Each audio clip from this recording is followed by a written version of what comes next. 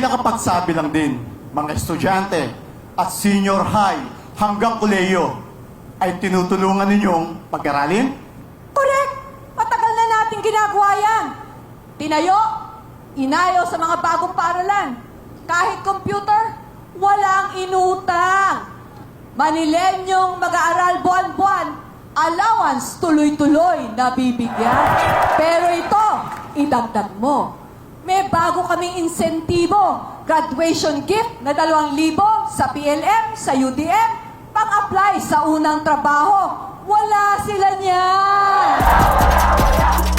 Paano naman ang matatanda? Sa kanila ba meron kayong nagawa? Eto, tiyak walang maiiwan. Mga lolo't lola natin, atin ding binibigyan.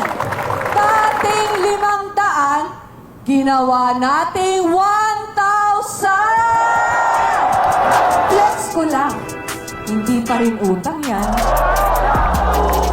Etong selyo na maayos ng paggogobyerno, binibigay lang pagdiwaldas paggamit ng ating pondo. Una kasi laging kapakanan ng bawat tao. Sa Maynila, first time in-award ito. Make Manila utang again!